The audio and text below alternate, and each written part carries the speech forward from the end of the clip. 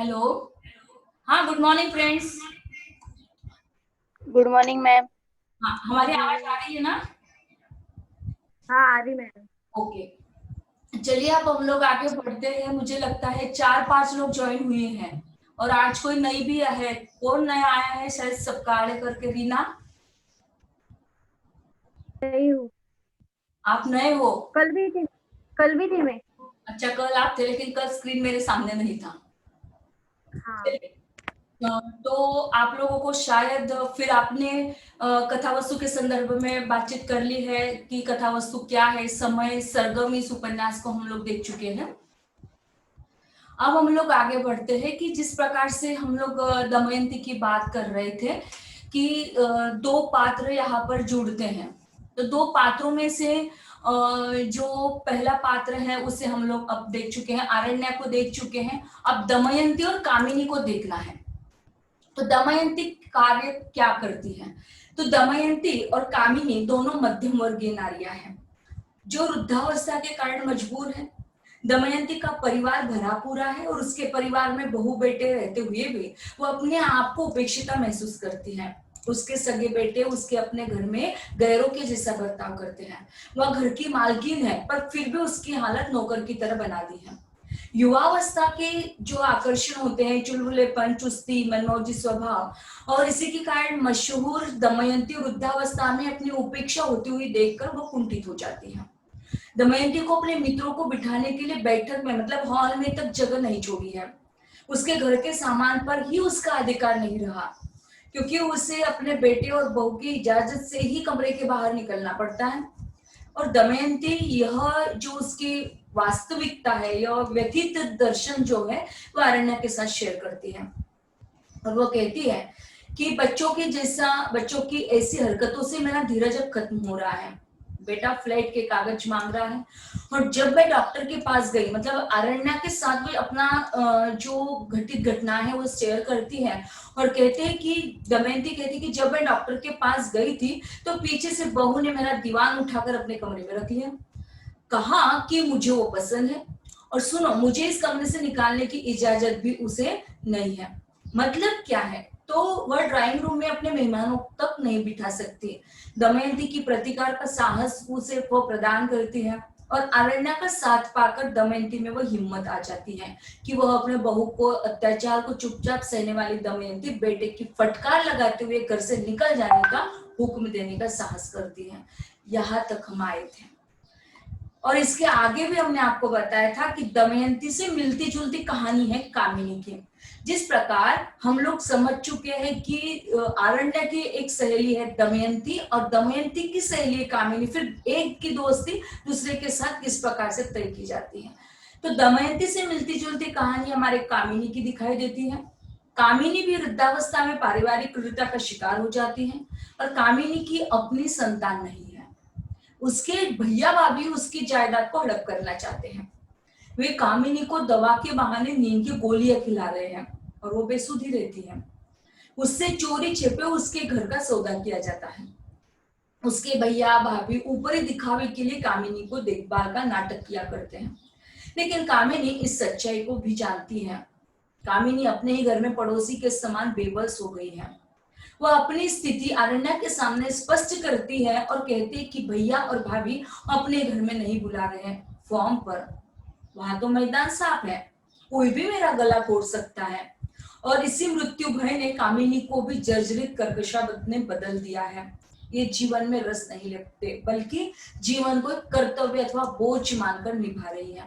देखिएगा, यहाँ हम लोग एक जगह पर आरण्या की जिंदगी को जी पा रहे हैं, दूसरी जगह पर हमने देखा कि अरण्य की जो सहेली दमयंती उसे भी हम लोगों ने आपको बताया।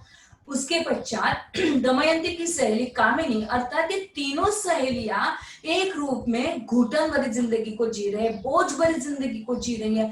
लेकिन इनमें से अरण्या का जो जीवन यापन करने की जो स्टाइल है, जो शैली है, वो बिल्कुल डिफरेंट है। क्योंकि हमने देख लिया कि कृष्णा सोप्ती का जो व्यक्तित्व है, कृष्णा सोप्ती का व्यक्तित्व बिल्कुल इन सभी नारियों से परे है, क्योंकि वो अकेली रहना पसंद करती है। परिवार के घुटन को वह बिल्कुल रहना पसंद नहीं करती।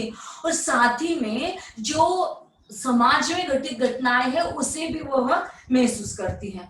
अब चलते हैं, हमारी जो कथा वस्तु है, पात्र चरित्र चित्रण के अंतर्गत होने वाला आने वाला नया कैरेक्टर, मतलब जो हम कहेंगे कि जिस प्रकार फिल्म का हीरो और हीरोइन महत्वपूर्ण होता है, ठीक उसी प्रकार हमारा जो उपन्यास है समय सरगम, तो उपन्यास के नायिका को हम लोग देख ही चुके हैं कि उसकी क्वालिटी क्या है, उसे क्या क्या चीज पसंद आती है, वो कौन सा कार्य करती है। कौन सा कार्य करती है पूजा, हमें बताइएगा।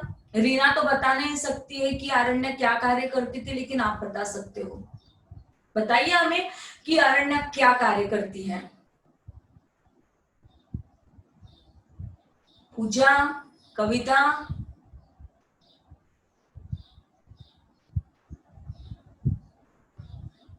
सो गए क्या? Good evening. No ma'am. Good evening. Good morning ma'am. Very good. हाँ बताइएगा आप हमें कि एक छोटा सा सवाल हमने आपके सामने रखा हुआ है कि अरण्या का क्या कार्य करती थी। अरण्या कौन सा कार्य करती थी? हॉस्पिटल में नर्स थी, कॉलेज में प्रोफेसर थी, स्कूल में टीचर थी, हाउसवाइफ थी, क्या कार्य कर रही थी? हाउसवाइफ। हाउसवाइफ थी, वेरी गुड। और कोई बंदा है आप इस जगह पर कि जो बात कर सकता है कि आरण्या क्या कार्य कर रही थी, ये है कि वह क्या कार्य कर रही थी। देखिएगा, यदि आप आरण्या को ही नहीं समझ पाए तो आपका उपन्यास नहीं समझ पाएंगे। आप फिर से एक बार उपन्यास की कथा वस्तु को बहुत अच्छी तरीके से जानिए, पहचानिए, क्या बात बन रही है, समय सरगम उपन्यास की कथा वस्तु क्या है ना। एक्चुअल में देखा जाए तो हमारी यह जो उपन्यास की नायिका है, यह उपन्यास की नायिका ने शादी ही नहीं की है, हाउसवाइफ हो ही नहीं सकते। ओके। दूसरी महत्वपूर्ण चीज हमने आपके साथ शेयर की थी कि हमारी उपन्यास की जो नायिका है वह एक लेखिका है, वह लिखती है, लेखन कार्य में वह बहुत बड़ी माहिर है, और जिस प्रकार का लेखन कार्य वह करती है वह समाज से जुड़ा हुआ लेखन कार्य करती है। अपने जिस प्रकार से उसके लाइफ में उसे किसी का इंटरफेयर करना बिल्कुल पसंद नहीं है, ठीक उसी प्रकार उनके राइटिंग में भी किसी का इंटरफेयर करना उन्हें पसंद नहीं है। बातें बताई थी या नहीं बताई थी? अब हम लोग आगे बढ़ते हैं कि ईशान जो है वह ईशान समय सरगम उपन्यास का नायक है। जिस प्रकार हम लोग देख चुके हैं कि जितनी नायिका महत्वपूर्ण होती है उतना ही नायक महत्वपूर्ण होता है। अब समय सरगम उपन्यास की नायिका, चूंकि वह आरण्या है और आरण्या की अपनी एक 3 सहेलियां आ रही है, तो 3 सहेलियों में आरण्या, दमयंती और कामिनी, यह तीनों अपनी अपनी सहेलियों के साथ अपना जीवन यापन करती है। ठीक उसी प्रकार समय सरगम उपन्यास के नायक के रूप में ईशान को लिया जाता है। तो ईशान का जन्म जम्मू कश्मीर में हुआ, वह विदुर है। आपको बताया था हमने विदुर का मतलब क्या होता है। विदुर का मतलब बता सकते हो पूजा आप? जिनकी जिनकी वाइफ की डेथ हो जाती है। Very good. और वो रिटायर्ड अफसर है। एक तो उनका जन्म जम्मू कश्मीर में हुआ, वो विदुर है, और तीसरी बात कि वो रिटायर्ड अफसर है, मतलब वो अभी घर पर ही है। और उनकी 2 लड़कियां हैं और एक लड़का था जिसका नाम लवी था, और जो दुर्घटना का शिकार हो गया। उन्हें बेटे का गम बहुत सताता है। देखिए ना, मतलब जितना प्यार हम अपनी लड़कियों से करते हैं उतना ही प्यार हम अपने बेटों से भी करते हैं। जरूरी नहीं है कि बेटा और बेटी में अंतर माना जाए, लेकिन वास्तविकता यह होती है कि लड़कियां शादी के पश्चात यदि दूर रहती है तो, यदि पास रहती है तो कितना भी करे तो लड़कियां अपने ससुराल की ओर चली जाती हैं, और बेटे जो होते हैं वह बेटे अपने माता पिता का ख्याल करते हैं। वो बात अलग है कि अब लड़कियां भी उस जिम्मेदारी को निभाने में बिल्कुल कामयाब रही है, लेकिन अब जो हमारे उपन्यास का मूल नायक है ईशान, तो उपन्यास के मूल नायक ईशान का जो बेटा लवी है, उन्हें अपने बेटा चले जाने का गम बहुत सता रहा है, और इसी कारण वो अपने आप को व्यस्त रखने की हमेशा कोशिश करते हैं। जीवन के अंतिम पड़ाव में ईशान के जीवन में अरण्य आ जाती है और उनका जीवन हरा भरा हो जाता है। मतलब एक दूसरे को अपना साथ निभाने के लिए ईशान के लाइफ में अब अरण्य आ गई है, तो दोनों भी अपने अपने जीवन में हरा भरा जीवन व्यतीत कर पा रहे हैं। दोनों अकेले रहते हैं। हमने देख लिया अब तक कि हमारी जो अरण्या है, अरण्या अकेले रहना पसंद करती है। उनकी शादी नहीं हुई है, जिस कारण न तो उनके बेटे या बेटी हैं, तो अपने घर में अकेली रहती है। और जब वो कहते हैं कि दोनों अकेले रहते, तो दोनों में सोच बनी रहती है कि शायद जीवन सुख और दुख के साथ वो दोनों ही बांट लें। और फिर इस कारण वे दोनों चाय के लिए, नाश्ते के लिए, डिनर के लिए, सुबह शाम घूमने के लिए एक ही साथ रहते हैं। ईशान की अरण्या के अलावा दमयंती और कामिनी भी दोस्त है। जिस प्रकार हम लोग देख चुके हैं कि दमयंती और कामिनी दोस्त है, तो यह जो दोस्ती है, यह जो सहेलियां है, यह दमयंती और कामिनी पहले ईशान की पत्नी जो है, नाम उसका है लक्ष्मी। तो ये जो नाम आ रहे हैं ना, आगे हम लोग जैसे बढ़ते चले जा रहे हैं, तो नामों को आप अंडरलाइन करके लिख लीजिएगा। तो ईशान की पत्नी है लक्ष्मी, तो लक्ष्मी की कामिनी सखी थे। और ईशान और अरण्या का जन्मदिन एक ही तारीख को रहता है।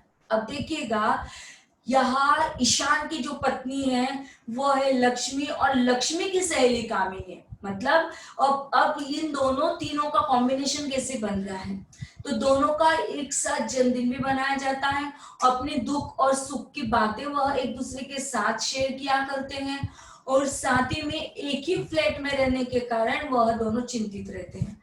ईशान अरण्या को अपने घर में रहने का अनुरोध करता है। हम लोग देख चुके इसके पूर्व भी कि जब फ्लैट की बात चलती है, तो अरण्या अच्छा दोस्त होने के बावजूद भी अरण्या ईशान के साथ ये सारी चीजें शेयर नहीं करती है, और नहीं उसे कहती कि मैंने अपना जो फ्लैट है वो बेच दिया है, और वो अपनी सहेली के साथ रहना चाहती है।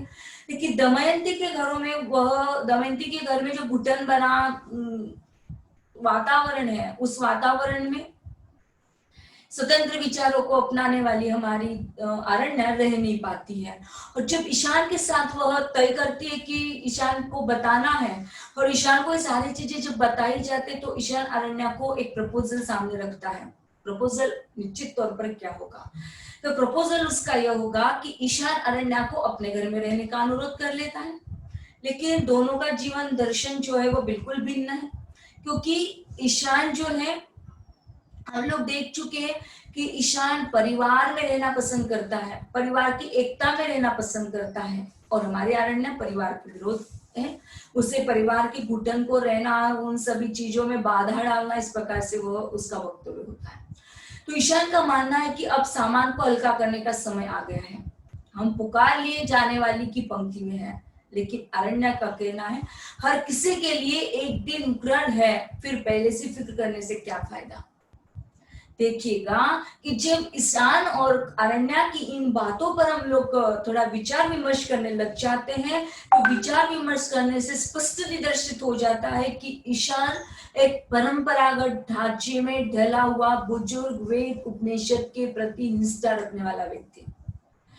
मतलब तय है कि जब बात चलती है, दौर चलता है अरण्या की लाइफ का, तो अरण्या एक अपनी स्वतंत्र विचारों को अपनाने वाली, और ईशान एक परंपरागत ढांचे में ढला हुआ, सुबह की सैर, कच्चे अंकुरित भोजन के लिए वो कटिबद्ध रहने वाला, भारतीय संस्कार और दर्शन से ओतप्रोत रहने वाला। ईशान जी कृष्णमूर्ति और अरविंद स्वामी की दार्शनिकता के जीवन के लक्ष्य को तलाशता है, या यूं कहिएगा कि अपने मृत्यु भय को अपने अप्रत्यक्ष रूप से दर्शन की परतों में छिपाने का प्रयास करने वाला इंसान। और इसी कारण ईशान और अरण्या के मानस में नितांत अंतर पाया जाता है। अरण्या अध्यात्म को और दार्शनिकता को नहीं मानती, बल्कि इसके बजाय, मतलब अध्यात्म और दार्शनिकता के बजाय वो अपनी अस्मिता को, अपने अधिकारों के लिए संघर्ष करना श्रेयस्कर मान लेती है। कुल मिलाकर यदि हम लोग कहते हैं कि अरण्या और ईशान का वैचारिक सरगम मेल नहीं खाता, पर इनके दिल तो पड़ोसी हैं, है ना। मतलब वैचारिकता का जो अंतर इन दोनों में दिखाई देता है, एक आध्यात्मिक विचारों को मानने वाला है, तो दूसरे बिल्कुल नहीं मानते। एक अधिकारों को सर्वश्रेष्ठ मानने वाली है, तो एक आध्यात्मिक विचारों की ओट में रखने वाला इंसान है। तो दोनों में वैचारिक जो मानसिकता है या वैचारिक सरगम जो दिखाई देता है, वह एक दूसरे के साथ बिल्कुल मेल नहीं खाता। लेकिन दोनों के जो दिल है वो पड़ोसी है, कभी कभी ईशान का मन जीवन की पुरानी स्मृतियों में खो जाता है और वर्षों के पीछे लौटकर वो पाकशाला में पहुंच जाता है। पाकशाला समझते हो ना, अलग अलग प्रकार की शालाएं होती है। पूजा, यस रीना, मैम, पाठशाला मतलब स्कूल। अच्छा, आप पाठशाला कह रहे हो, हमने आपको पाकशाला कहा। और एक मधुशाला भी होती है। मधुशाला का मतलब पता है क्या आपको? नहीं मैम। और पाकशाला का मतलब पता है? नहीं मैम। पाकशाला का मतलब क्या होता है? मम्मी से जाकर पूछिएगा कि पाकशाला क्या कहते हैं, है ना। तो पाकशाला से तात्पर्य होता है हमारी किचन, है ना। तो उसके लिए भी तो आपको स्कूल में जाने की जरूरत है। कौन वह उस स्कूल का मास्टर कौन होगा? पाकशाला का मास्टर कौन होगा? तो आपकी स्वयं की माँ होगी, है ना। और मधुशाला माने क्या? जहां पर मधु लेते हैं, मधु का मतलब होती है शराब, दैट्स कॉल्ड मधुशाला। ओके, अब हम लोग यहाँ पाठशाला नहीं बल्कि पाकशाला से तात्पर्य रखते हैं। तो वर्षों के पीछे लौट जाते हैं कौन? तो हमारे ईशान। और वह पाकशाला में पहुंच जाते हैं जहां उनकी माँ खाना पकाया करती थी। हम लोग चले जाते हैं ना, पिछले तासिकाओं में चले जाते हैं, पिछले सालों में आपने जो पढ़ा उसके। अब यहाँ दिखाई दे रहे हो, देह से, चित्त से नहीं, देह से, केवल शरीर आपका यहाँ पर है और दिल कहाँ पर छोड़ दिया आपने? आपके पाकशाला में छोड़ दिया, जहां पर माँ खाना बना रही है। तो चित्त आपका क्या कहाँ पर है? माँ के खाना बनाने पर। होता है ना ऐसा? होता है कि नहीं? No ma'am. नहीं होता? चलो, बहुत अच्छी बात है, बहुत अच्छे है। लेकिन जब मनुष्य उस जगह पर रहने के बावजूद भी उन दिनों को याद करता है, बीते हुए पलों को याद करता है, तो निश्चित ही तौर पर आज यहाँ हमारे जो ईशान है वो अपनी माँ को याद कर रहे हैं। और कभी युवावस्था के दिनों के बादों को याद करते जब वे भारतीय प्रशासनिक में चुने गए थे। उनका सुखद संसार जो है, वह सुखद संसार था। एक बेटा था, भारतीय प्रशासनिक में चुने गए थे। उनका एक सुखद संसार था जिसमें उनकी पत्नी थी, बेटा था। और आज उनका बेटा उनके पास नहीं है, पर हृदय में तो उनकी याद समाई हुई है। अपने बेटे को याद करते हुए ईशान कहते हैं कि जब कभी उसके स्कूल की यूनिफॉर्म को छूता हूँ तो लगता ही नहीं कि अब वह इस घर में नहीं है। जानता हूँ अगर यहाँ नहीं तो कहीं नहीं है जरूर। जब गया तो 13 का था, अब तो किसी का पिता बन चुका होगा। देखिएगा, यहाँ हमें उस मनुष्य की मानसिकता का जीवन चित्रण देखने को मिलता है दोस्तों, कि उसका बेटा अब नहीं है। बेटा नहीं है, लेकिन उस बेटे की स्कूल यूनिफॉर्म को वह देखता है, उसे छूता है, जो उसके घर में नहीं है।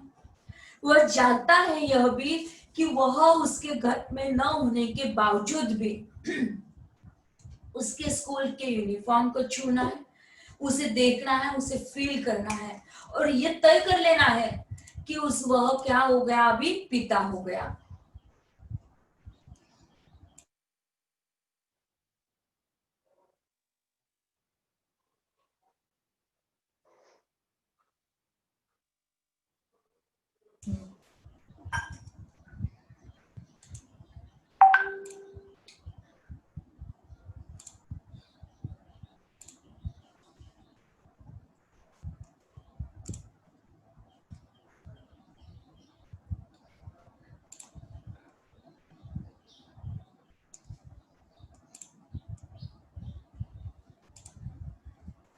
हाँ, तो ईशान जीवन में कोई रस नहीं लेते, बल्कि कर्तव्य की भांति उसे निभाते जाते हैं।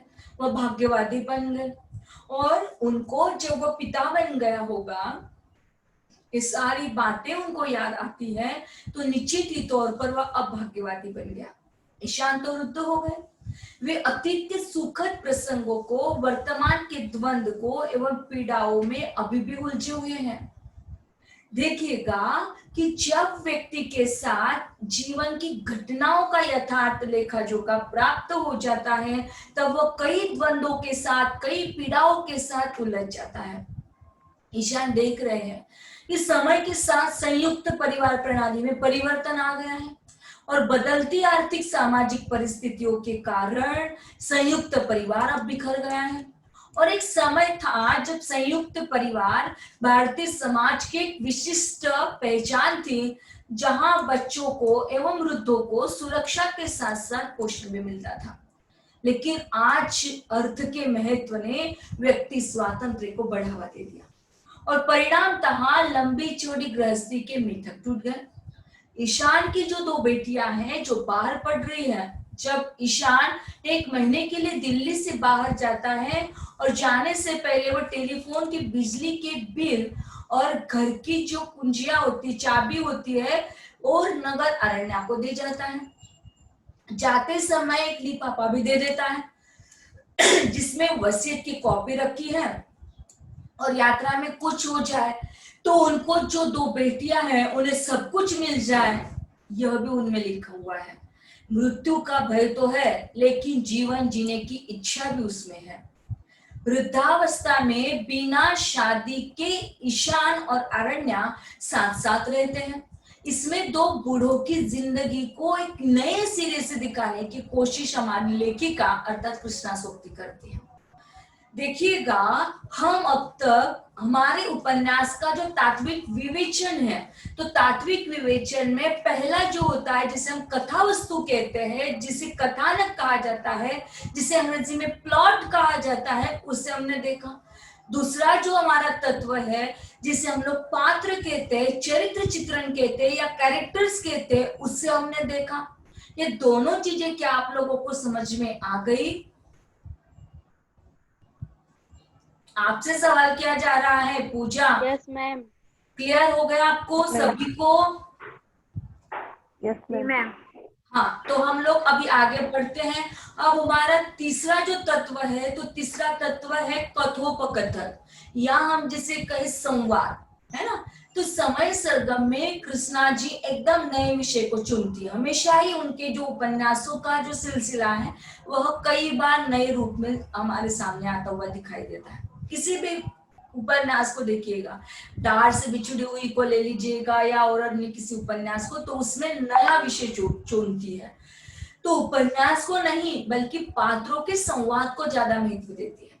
समय सरगम में जो युवा पात्र है ना, युवा पात्र दिखाई दिए ना समय सरगम में। समय सरगम के पात्र कैसे हैं? युवा पात्र है क्या? नहीं। फिर कैसे पात्र हैं? बुजुर्ग पात्र। Very good. तो समय सरगम के बूढ़े पात्रों में कुछ ऐसे पात्र हैं जो आधुनिक जीवन की भीड़ में भौतिक सुख को जुटाने में सारा श्रम और अर्थ व्यय करने के पश्चात भी अब अपने ही सगे संबंधियों से कटकर घुटन भरी जिंदगी जी रहे हैं। जैसे हमारी दमयंती को ले लीजिएगा, जैसे कामिनी को ले लीजिएगा, जैसे हमारे ईशान को ले लीजिएगा, जो आधुनिक जीवन की भीड़ में भौतिक सुख सुविधाओं को जुटाने का प्रयास कर रही है। वो उसे अपना जो दीवान है उसे पसंद आता है, लेकिन वो दीवान उठाकर उसकी बहू रानी ले जाती तो वो कुछ कह नहीं पाती। अपने दोस्तों के साथ वो हॉल में बैठना चाहती लेकिन वो बैठ नहीं पाती। मतलब क्या है? तो भौतिक सुख सुविधाओं को जुटाने में वो अपना सारा श्रम माने क्या? अपना शारीरिक बल, और अर्थ माने क्या? पैसा, तो व्यय करने के बाद भी अपने सगे संबंधियों से कटकर घुटन भरी जिंदगी जी रहे। घुटन भरी जिंदगी को हम लोग देख चुके हैं कामिनी के वक्तव्य के साथ, हम लोग दमयंती के वक्तव्य के साथ, कि किस प्रकार से वो घुटन भरी जिंदगी को जी रहे हैं। जब दमयंती ने मन की शांति के लिए आश्रम की शरण ले लेती है, तो कामिनी तो मार दिए जाने के डर से आतंकित हो जाती। कामिनी को यह एहसास है कि मेरा अपना खुद का बेटा होता और बेटे के हाथों मेरी मौत हो जाती तो मुझे गम न होता, लेकिन कामिनी का जो भाई है और जो भाभी है उसे एहसास है कि मुझे तो किसी और जगह पे उन्होंने बुलाया, और वही फार्म हाउस पर बुलाया, क्योंकि फार्म हाउस पर तो कोई नहीं रहता, तो शायद वो मुझे फार्म हाउस पर मार ही न दे। इस प्रकार का डर कामिनी के मन में आज भी आतंकित है। उपन्यास की जो नायिका है अरण्या, लेखिका के जीवन और मृत्यु संबंधित दृष्टिकोण का वो वहन करती है। और परंपरागत भारतीय दर्शन के अनुरूप सृष्टिकर्ता ईश्वर की सत्ता में बिल्कुल विश्वास रखने वाली है। अरण्या और ईशान के बीच मृत्यु के संबंध में विवाद उत्पन्न हो जाता है तो ऊपर वाले के पास तो असीम स्वतंत्रता है। शायद टाइम का आ गया है, तो क्या कहती है देखिएगा कि ऊपर वाले के पास तो असीम स्वतंत्रता है, उसने ब्रह्मांड में बेहिसाब प्रयोग किया।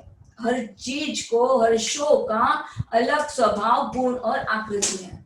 अरण्या चूंकि बौद्धिक और जागरूक औरत है और इसलिए उनकी प्रश्नाकुलता खत्म नहीं होती। हम लोग देखिएगा कि जब कोई पढ़ता है बच्चा, तो यदि हम लोग घर से बाहर निकलते हैं, है ना, तो छोटे बच्चे क्या प्रश्न करते, प्रश्न पर प्रश्न, प्रश्न पर प्रश्न उनके चलते रहते कि ये क्या है, वो क्या है, वो क्या।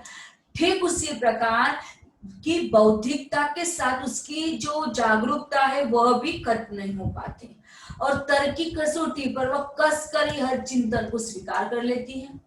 और इसी कारण अपने विश्वास के बारे में पूछने पर ईशान से इस तरह कहती है, अपने विषय में कोई यह नहीं कह सकता कि मैं नहीं हूं, जब तक हूं। परमात्मा तो स्वयं सिद्ध है, मैं अपने विश्वास की तुलना कैसे करूं, उन्हीं का एक अंश मुझ में भी होगा, मतलब परमात्मा का एक अंश मुझ में भी होगा, ऐसा कहने का उनका मतलब है। मृत्यु और जीवन को वो एक ही यथार्थ के दो पहलू मानती है। और अरण्या क्या कहती है देखिएगा कि जब इस प्रकार उसका वक्तव्य होता है तो यही वक्तव्य आपको संदर्भ के आरसी के लिए पूछा जाएगा।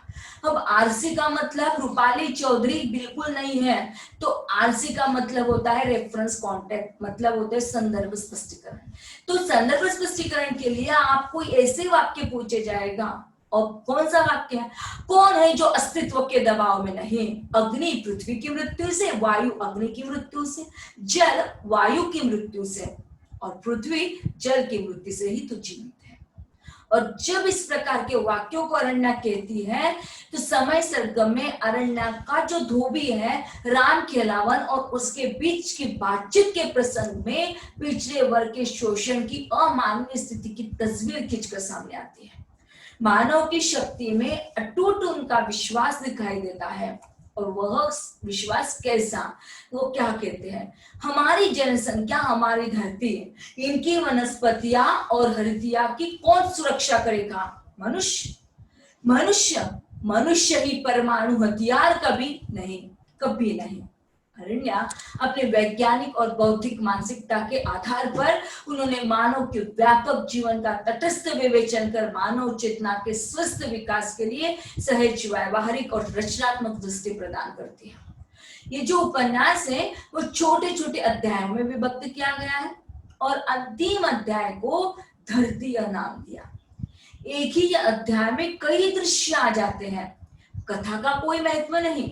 ईशान और अरण्या के बाहर घूमने जाना, अरण्या पर डाकुओं का आक्रमण होना, जन्मदिन के दिन बहादुर से झगड़ा होना, कामिनी और दमयंती से हुई मुलाकातें आदि कई घटनाओं के जो संवाद यहाँ पर दिखाई देते हैं। इसके अलावा भी अरण्या और ईशान के बीच का जो संवाद है खास तौर पर वह आत्म संवाद है। अरण्या जन के बारे में सोचकर आत्म संवाद करती है, जब तक हो आराम करो, मौसम का सुख लो, ऐसी हवाएं कहीं और नहीं, चांद पर भी नहीं।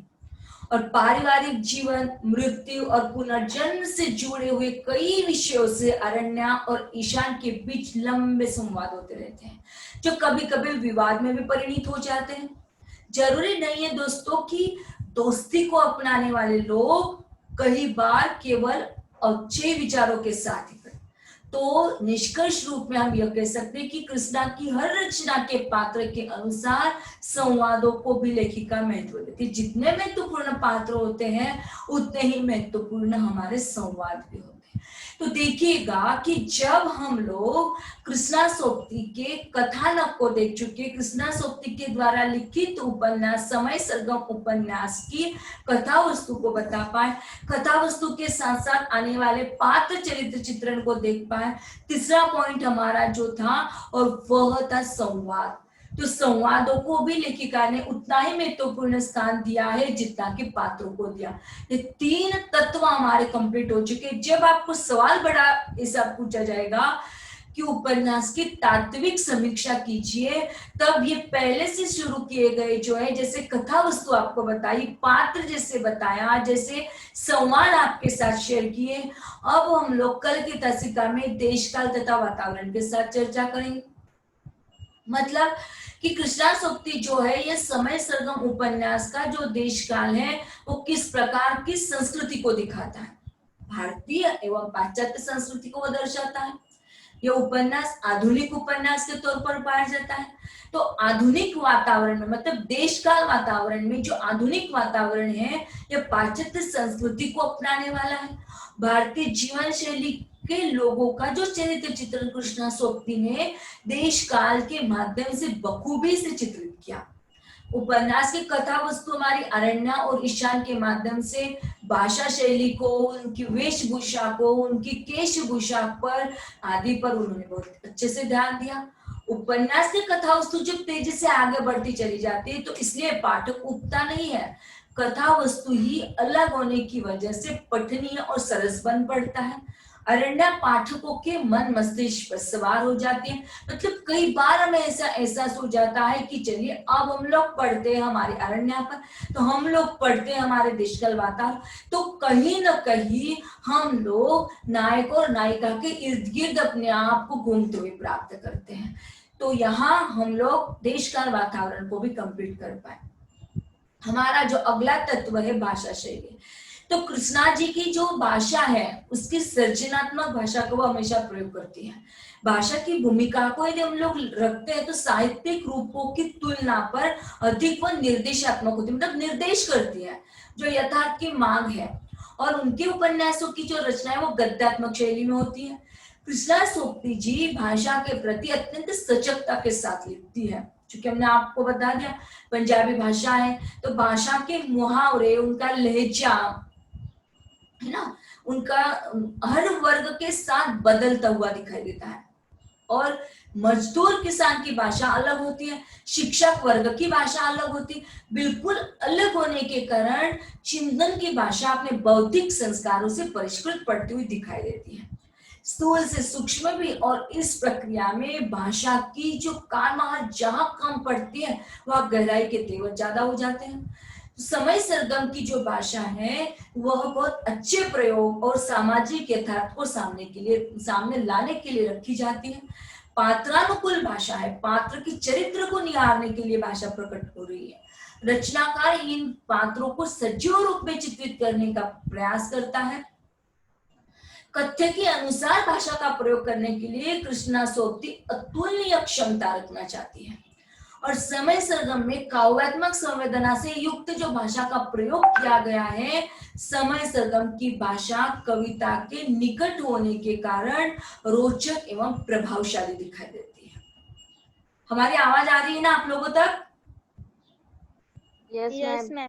हाँ, yes, इसका जो भाषिक मिजाज है वो कुछ इस प्रकार का है। वो क्या कहती है देखिएगा, दूर साने हुमायूं का मकबरा अपने गुंबद के गोलाई में स्थित समय की धूप सेक रहा है। सर्दी की धुपेली गर्माहट हल्के बसे कपड़ों को छू रही है। जीने की अत्यंत नाटकीयता वह भी इन्हें विशाल मंच पर मतलब दिखाई देती है। यह धरती, आकाश, सूरज, हवाएं और हम। देखिएगा कि उर्दू मिश्रित भाषा का प्रयोग भी कहीं कहीं मिल जाता है। समय सरगम में महानगरीय वातावरण को रूपायित करने के लिए कृष्णा जी हर रचना भाषा में उनकी निपुणता का परिचय दे पाते हैं। भाषा का सृजनात्मक प्रक्रिया का अनिवार्य अंग, चूंकि कृष्णा सोक्ति ने हर रचना में कथ्य के अनुरूप भाषा का चयन कर लिया और इसी कारण हर रचना में भाषा अपनी पारंपरिक अभिव्यक्तियों को तोड़ देती है और एकदम नई व्यवस्था को ढूंढने में सक्षम साबित होती है। कृष्णा जी की भाषा में अपने तेवर है जिसका माधुर्य, करारापन पाठकों को अभिभूत कर देता है। उनकी भाषा में एक प्रकार का तीखापन भी है और साथ में नशीला माधुर्य भी। और उनकी जो कला है वह कला और शिल्प में एक प्रांजल साफ सुथरापन भी दिखाई देता है। जिसके कारण आत्मीयता बढ़ जाती है। आत्मीयता बढ़ते है ना, जैसे हम लोग देखते हैं कि हमने कथा वस्तु का बताया तो पात्र आगे क्या होती है, तो आपकी आत्मीयता बढ़ गई। कि आज लेक्चर में क्या होगा, तो ये आत्मीयता हमारी इन पात्रों के साथ भी घटित होती हुई दिखाई देती है। तो यथार्थ को लेकर चलने वाला जो